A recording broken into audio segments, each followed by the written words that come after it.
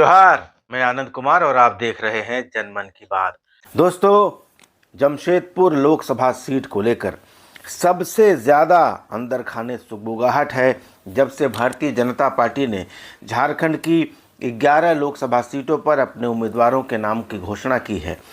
सबसे ज़्यादा अगर कार्यकर्ताओं में या जो राजनीतिक रुझान रखने वाले मतदाता हैं या भारतीय जनता पार्टी के समर्थक हैं, कार्यकर्ता नहीं हैं लेकिन समर्थक हैं, उनमें सबसे ज़्यादा मायूसी है। और ये मायूसी इस कारण है कि भारतीय जनता पार्टी ने यहाँ लगातार तीसरी बार विद्युत वरण महतो को टिकट दिया है। विद्युत वरण महतो 2014 में पहली बार चुनाव जीत कर आए थे। करीब 1 लाख वोटों के अंतर से उन्होंने झारखंड विकास मोर्चा के प्रत्याशी अजय कुमार को हराया था। 2019 में विद्युत वरण महतो को भारतीय जनता पार्टी ने दोबारा टिकट दिया और वो करीब 3 लाख वोटों के अंतर से जीते। लेकिन 2 बार चुनाव जीतने के बाद तीसरे टर्म में विद्युत वरण महतो को जब उम्मीदवार बनाया गया है तो भाजपा कार्यकर्ताओं में मायूसी है।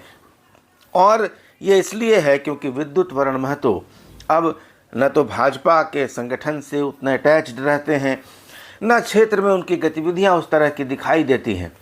भाजपा कार्यकर्ताओं का आरोप है कि सांसद सम्मान नहीं देते। उन्होंने एक अपना अलग सेटअप बना लिया है और उसी सेटअप में वो रहते हैं। जिस तरीके से भाजपा कार्यकर्ताओं को सम्मान मिलना चाहिए या और भी सारी चीज़ें होनी चाहिए, उनको लेकर सांसद से उनकी नाराज़गी है। और दूसरी नाराज़गी उन नेताओं में है जो सक्रिय रहते हैं, जो पार्टी की राजनीति करते हैं और भारतीय जनता पार्टी में करियर की संभावनाओं की तलाश करते हैं। वैसे नेताओं का कहना है कि लगातार तीसरी बार विद्युत वरण महतो को टिकट दिए जाने से अब कहीं ना कहीं ये लग रहा है कि भारतीय जनता पार्टी ने यह सीट यानी जमशेदपुर की सीट कुर्मियों के लिए आरक्षित कर दी है। ऐसे में जो नेता यहाँ करियर की संभावनाएं तलाश रहे हैं उनके लिए रास्ता बंद होता हुआ नज़र आ रहा है। दोस्तों, आपको बता दें कि जमशेदपुर की लोकसभा सीट पर इस बार भारतीय जनता पार्टी की तरफ से कई नाम चर्चा में चल रहे थे और जो सर्वे हुए थे उनमें भी कई नाम भाजपा के नेतृत्व को भेजे गए थे। और कहा जा रहा है कि इन सर्वे में विद्युत वरण महतो को लेकर खुलकर नाराज़गी जताई गई थी। ऐसा और भी सीटों पर हुआ था, जैसे पलामू की सीट पर भी कहा जा रहा है कि भारतीय जनता पार्टी के कार्यकर्ताओं ने, नेताओं ने सांसद वीडी राम को लेकर नाराज़गी जताई थी, उनको दोबारा टिकट नहीं देने की बात कही थी। और वैसा ही जमशेदपुर सीट पर भी हुआ था, लेकिन पलामू और जमशेदपुर सीट पर सांसदों को रिपीट कर दिया गया है। और ऐसी हालत में वे नेता जो आगे करियर की संभावनाएं देख रहे थे, उनको लग रहा था कि उन्हें भी लोकसभा चुनाव में उम्मीदवार बनाया जा सकता है, उनमें भी मायूसी है।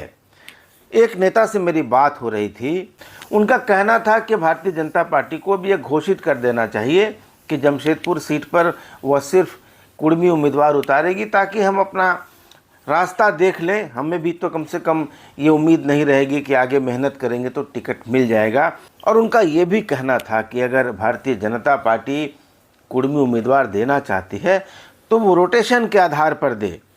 जमशेदपुर ऐसा नहीं है कि सिर्फ यहाँ कुर्मी ही वोटर रहते हैं।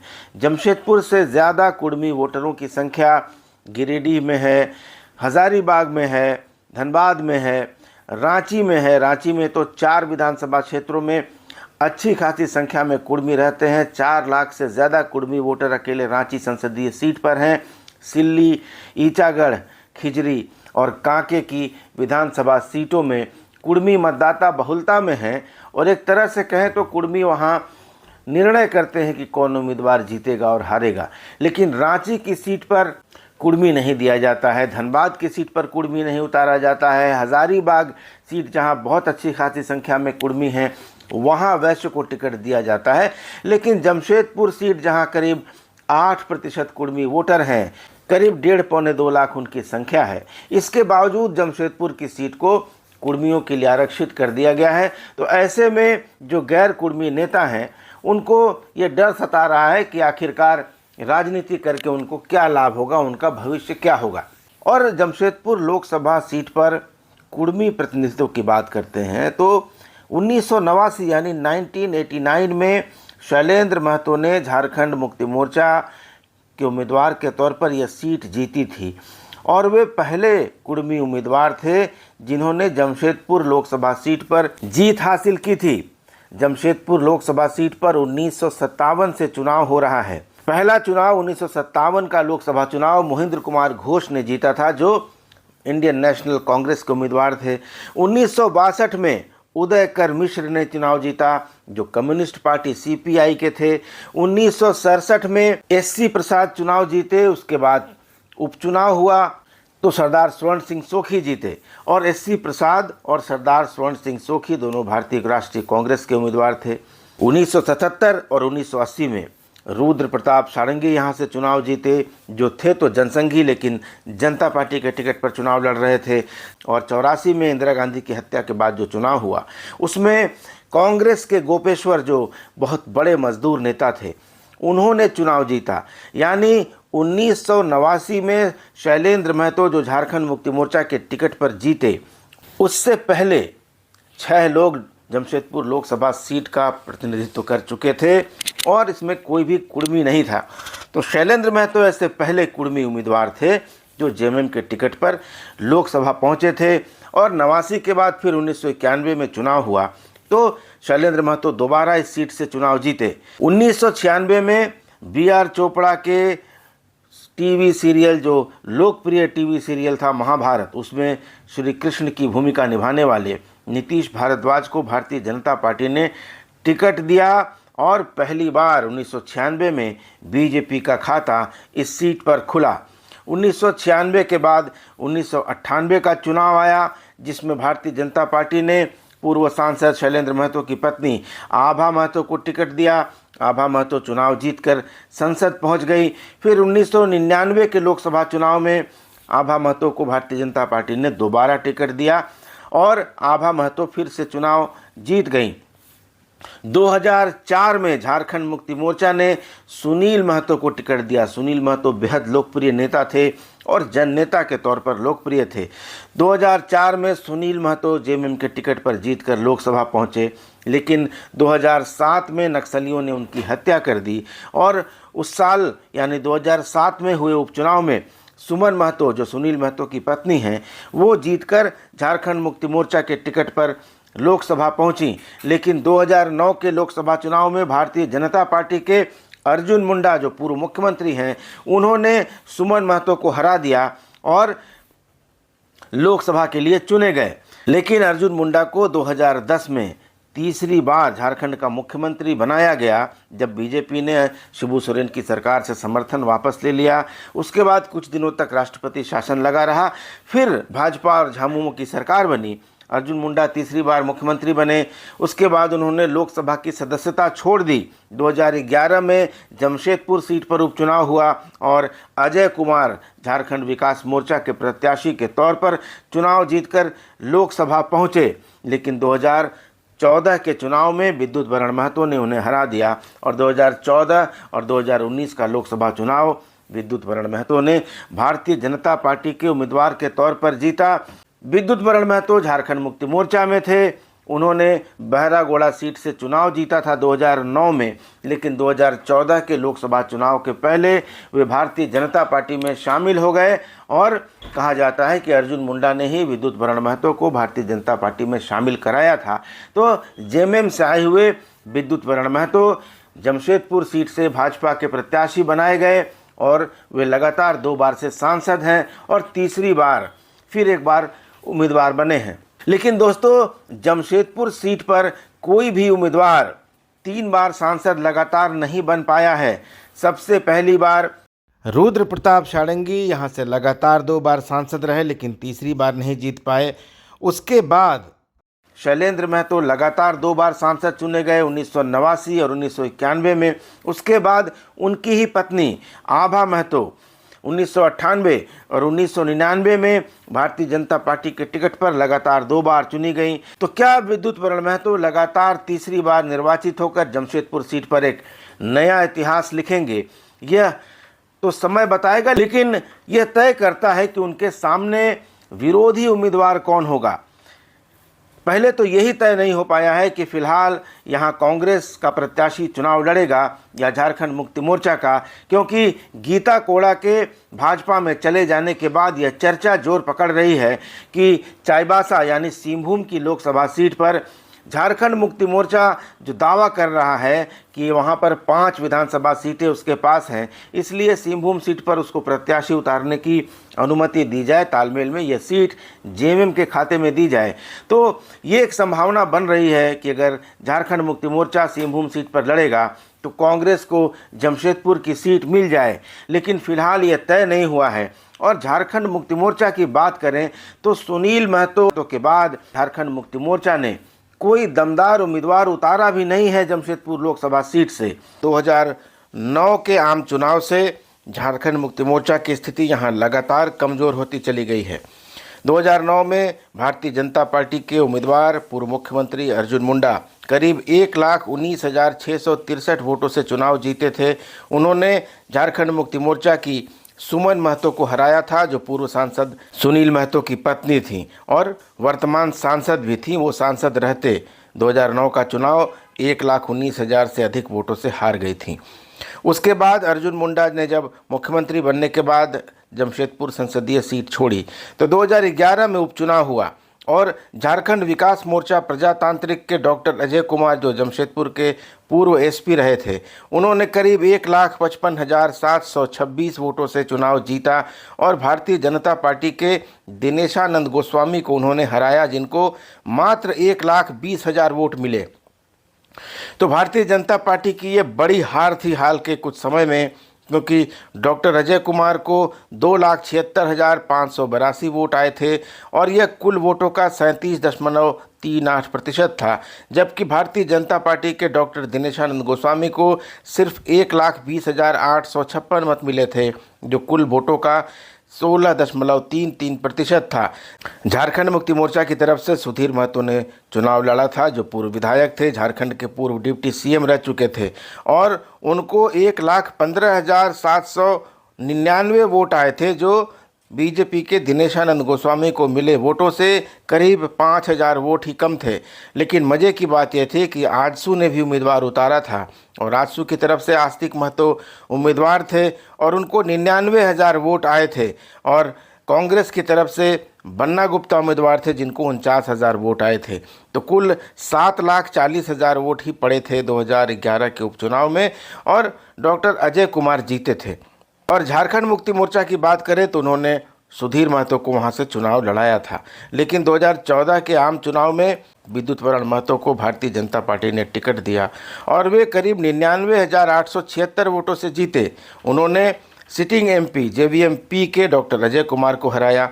विद्युत वरण महतो को 4,64,153 वोट मिले, जबकि डॉक्टर अजय कुमार, जो जेवीएम के प्रत्याशी थे, उनको 3,64,277 वोट आए। झारखंड मुक्ति मोर्चा ने निरूप महंती नाम के एक उम्मीदवार को खड़ा किया, जो उद्योगपति थे, और 1,38,000 वोट निरूप महंती जैसे उम्मीदवार को आ गए, जिनकी जमशेदपुर के ग्रामीण क्षेत्रों में कोई पहचान नहीं थी। आदित्यपुर इंडस्ट्रियल एरिया में उनकी कंपनी थी और समाज में वे एक उद्योगपति के रूप में ज़्यादा जाने जाते थे। राजनीति के क्षेत्र में उनकी बहुत कम पहचान थी, नगण्य पहचान थी। लेकिन निरूप महंती भी झारखंड मुक्ति मोर्चा के टिकट पर लड़ने के कारण 1,38,000 वोट ले आए थे, जो झारखंड मुक्ति मोर्चा के सुधीर महतो को 2011 के उपचुनाव में मिले वोटों से ज़्यादा थे। तो 2011 की बात करें, 2014 की बात करें और 2019 के चुनाव में तो चंपई सोरेन खुद खड़े हो गए थे। चंपई सोरेन को झारखंड मुक्ति मोर्चा ने अधिकृत किया था कि आप जमशेदपुर सीट पर कोई बढ़िया उम्मीदवार खोज कर लाइए। चंपई को कोई बढ़िया उम्मीदवार नहीं मिला तो चंपई खुद चुनाव में खड़े हो गए और विद्युत वरण महतो ने उनको 3 लाख से ज़्यादा वोटों के अंतर से हरा दिया। तो 2014 में जब मोदी की लहर चल रही थी तो 1 लाख वोटों से विद्युत वरण जीते थे, लेकिन 2019 के चुनाव में यह जीत का अंतर बढ़कर 3 लाख से ज़्यादा हो गया और विद्युत वरण महतो को जहां 6,79,332 वोट मिले, जो कुल वोटों का 59.40% था, वहीं झारखंड मुक्ति मोर्चा के चंपई सोरेन को 3,77,542 वोट ही मिले, जबकि वे जेएमएम, कांग्रेस और जेवीएम के साझा प्रत्याशी थे।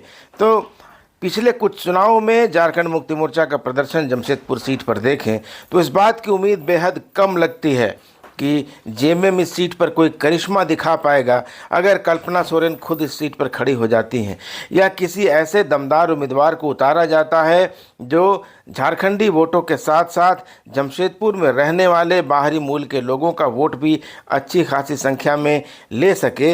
वैसे में ही झारखंड मुक्ति मोर्चा बीजेपी उम्मीदवार विद्युत वरण महतो को टक्कर दे सकेगा, लेकिन सबकी निगाहें जयराम महतो की पार्टी जेबीकेएसएस की तरफ रहेगी। अगर जेबीकेएसएस इस चुनाव में अच्छा प्रदर्शन कर सकता है और बड़ी संख्या में अगर वोट उसको मिलते हैं तो परिणामों में उलटफेर देखने को मिल सकता है।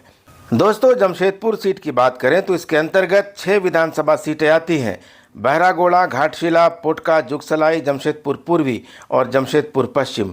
इनमें घाटशिला और पोटका अनुसूचित जनजाति के लिए आरक्षित है, जुगसलाई अनुसूचित जाति के लिए आरक्षित है, बहरागोड़ा, जमशेदपुर पूर्वी और जमशेदपुर पश्चिम अनारक्षित सीटें हैं। और इन 6 विधानसभा सीटों में 4 पर झारखंड मुक्ति मोर्चा का कब्जा है। यह सीटें हैं बहरागोड़ा, जहां झारखंड मुक्ति मोर्चा के समीर महंती विधायक हैं, पहले भाजपा में होते थे, लेकिन भाजपा ने झारखंड मुक्ति मोर्चा के सिटिंग विधायक कुणाल सारंगी को टिकट दिया तो समीर जेएमएम में चले गए और जीत गए। घाटशिला से रामदास सोरेन हैं, पोटका से संजीव सरदार पूर्व जिला परिषद सदस्य अभी विधायक हैं और जुगसलाई से झारखंड मुक्ति मोर्चा के ही मंगल कालिंदी विधायक हैं। जमशेदपुर पूर्वी की बात करें तो यहाँ से निर्दलीय सरयू राय विधायक हैं, जिन्होंने झारखंड के मुख्यमंत्री रघुवर दास को पराजित किया था। और जमशेदपुर पश्चिम से बन्ना गुप्ता, जो झारखंड सरकार में स्वास्थ्य मंत्री हैं, कांग्रेस के टिकट पर विधायक हैं। तो ये इन 6 सीटों पर भाजपा का एक भी विधायक नहीं है। ऐसे में अगर झारखंड मुक्ति मोर्चा इस सीट पर दूसरे या तीसरे नंबर पर रहता है और ऐसी हालत में जबकि झारखंड में उसकी सरकार है और उसके पक्ष में थोड़ी बहुत सहानुभूति भी दिखाई दे रही है हेमंत सोरेन के जेल जाने के कारण, तो झारखंड मुक्ति मोर्चा के पास यह कोई कारण नहीं है वो सीट निकाल न सके। लेकिन सब कुछ निर्भर करता है कि वो कैसा उम्मीदवार देता है। और अगर झारखंड मुक्ति मोर्चा ही जमशेदपुर की लोकसभा सीट लड़ता है तो उसके पास फिलहाल भी कोई दमदार उम्मीदवार नज़र नहीं आ रहा है। तो जब ऐसे में जयराम महतो की पार्टी जेबीकेएसएस यानी झारखंडी भाषा खतियान संघर्ष समिति ने घोषणा कर दी है कि वह झारखंड की कम से कम 6 लोकसभा सीटों पर उम्मीदवार उतारेगी और इसमें जमशेदपुर की लोकसभा सीट भी होगी। जयराम महतो को जिस तरह का समर्थन मिल रहा है और ज़्यादातर कुर्मी ही उसमें शामिल हैं, कुर्मियों के अलावा भी समाज के कुछ और वर्गों का समर्थन मिल रहा है। ऐसे में झारखंड मुक्ति मोर्चा अगर कोई बेहतर उम्मीदवार उतारता है तो विद्युत वरण महतो को मुश्किल हो सकती है, क्योंकि विद्युत वरण महतो भाजपा के उन सांसदों के प्रतिनिधिमंडल में शामिल थे जिन्होंने भोजपुरी, मगही और अंगिका को झारखंड की क्षेत्रीय भाषाओं की सूची में शामिल करने का विरोध किया था। और चंद्र प्रकाश चौधरी विद्युत वरण महतो राष्ट्रपति से मिले थे और भोजपुरी, मगही और अंगिका को क्षेत्रीय भाषाओं की सूची से हटाने का आग्रह किया था। वही विद्युत वरण महतो जमशेदपुर से उम्मीदवार हैं, जिसमें पड़ने वाली 6 विधानसभा सीटों में जमशेदपुर पूर्वी, जमशेदपुर पश्चिमी, पोटका के कुछ इलाके और जुगसलाई विधानसभा क्षेत्र के कुछ इलाकों में बाहरी लोग काफ़ी संख्या में रहते हैं, जो ज़्यादातर टाटा स्टील में काम करते हैं या उस पर आधारित उद्योग व्यवसायों में काम करते हैं। तो उसमें बिहारी भी हैं, उत्तर प्रदेश के लोग भी हैं, तमिल हैं, तेलुगु हैं, मलयाली हैं, मराठी हैं, गुजराती हैं। तो ऐसे लोग क्या विद्युत वरण महतो को अपना नेता चुनेंगे सिर्फ मोदी के नाम पर और हिंदुत्व के नाम पर, जो कि झारखंडी भाषाओं की सूची से भोजपुरी, मगही और अंगिका को हटाने की बात करता है, जबकि ये सारी भाषाएं झारखंड में बोली जाती हैं। साहेबगंज, गोड्डा, देवघर के इलाके में चले जाइए, लोग आपको अंगिका बोलते मिल जाएंगे। आप पलामू चले जाइए, वहाँ भोजपुरी बोलते मिल जाएंगे। आप बिहार से सटे चतरा और चौपारण, हजारीबाग चले जाइए, वहाँ आपको मगही बोलते भी लोग मिलेंगे। लेकिन वोट की राजनीति के लिए, सिर्फ एक समाज या एक समुदाय का वोट लेने के लिए विद्युत वरण महतो चले गए थे राष्ट्रपति के पास। तो क्या बिहार, यूपी के मूल के लोग या दूसरे राज्यों से यहाँ आकर बसे हुए लोग सिर्फ मोदी के नाम पर, सिर्फ हिंदुत्व के नाम पर एक ऐसे सांसद को वोट देकर जिताएंगे जिसके मन में उनके लिए घोर कड़वाहट, घोर कुंठा भरी हुई है? लेकिन राजनीति है, सियासत है, लोग लोकसभा में मोदी का चेहरा देखकर वोट कर देते हैं। लेकिन ये बातें भी भाजपा के अंदर से कही जा रही है कि अगर इस बार झारखंड मुक्ति मोर्चा या कांग्रेस की तरफ से एक ऐसा उम्मीदवार खड़ा किया जाता है जो इन बाहरी कहे जाने वाले तबके के लोगों का वोट भी लाने की क्षमता रखता हो, तो विद्युत वरण महतो को इस बार कड़ी टक्कर मिल सकती है। क्योंकि जेएमएम हो या कांग्रेस हो, उसके पास आदिवासी वोट बैंक है और हेमंत सोरेन को जब से ईडी ने जेल भेजा है तब से आदिवासियों में इसकी कड़ी प्रतिक्रिया देखने को मिल रही है। कल्पना सोरेन जिस तरह से झारखंड की यात्राओं पर निकल गई हैं और वे सभाओं में रो रही हैं और भाषण दे रही हैं कि किस तरह से उनके पति को जेल भेजा गया है, ऐसी हालत में आदिवासी वोट पोलराइज हो रहा है, ध्रुवीकरण हो रहा है। मुसलमान उसी उम्मीदवार को वोट करते आए हैं जो भारतीय जनता पार्टी के उम्मीदवार को हराने की क्षमता रखता हो। ईसाइयों का वोट बीजेपी को नहीं मिलेगा। लेकिन ऐसी हालत में बाहरी कहे जाने वाले लोग जो बिहार से आकर बसे हैं, यूपी से आकर बसे हैं या देश के दूसरे राज्यों से आकर इस लौह नगरी जमशेदपुर में जो कॉस्मोपॉलिटन सिटी कहा जाता है, यहाँ आकर बसे हैं, अगर उनका भरोसा, उनका विश्वास भारतीय जनता पार्टी के उम्मीदवार विद्युत वरण महतो से हिल जाता है तो, और अगर जेएमएम या कांग्रेस यहाँ से कोई ऐसा दमदार उम्मीदवार दे देती है जो इन बाहरी कहे जाने वाले लोगों के लिए स्वीकार्य हो जाता है, तो विद्युत वरण महतो की लोकसभा की राह मुश्किल हो सकती है तीसरी बार। लेकिन सवाल ये है कि क्या कांग्रेस या झारखंड मुक्ति मोर्चा किसी ऐसे उम्मीदवार को टिकट देगा? क्योंकि झारखंड मुक्ति मोर्चा का भी जो इतिहास हमने देखा है कि वो सिर्फ आदिवासियत की बात करता है। ऐसे में जो दूसरे राज्यों से आकर बसे हुए लोग हैं वे कहीं ना कहीं थोड़ा डर, थोड़ी आशंका महसूस करते हैं और इसलिए बाहरी कहे जाने वाले लोगों के यानी बिहार, यूपी और दूसरे राज्यों से आकर यहाँ बसे लोगों का वोट झारखंड मुक्ति मोर्चा के उम्मीदवार को नहीं मिल पाता है। तो सबसे पहले ये देखना होगा कि झारखंड मुक्ति मोर्चा या कांग्रेस इस क्षेत्र से किसी दमदार उम्मीदवार को खड़ा करते हैं या नहीं। और ये देखना भी दिलचस्प होगा कि झारखंडी भाषा खतियान संघर्ष समिति की तरफ से कौन लोकसभा का प्रत्याशी होता है। और अगर कुर्मियों का मेजॉरिटी वोट, कुर्मियों का बहुसंख्यक वोट जेबी केसेस की तरफ मुड़ता है तो विद्युत वरण महतो को खासी दिक्कत हो सकती है। दोस्तों, ये वीडियो कैसा लगा कमेंट करके ज़रूर बताइएगा। चैनल को सब्सक्राइब करना मत भूलिएगा। अगले वीडियो में मिलेंगे, तब तक इजाज़त दीजिए। धन्यवाद, नमस्कार।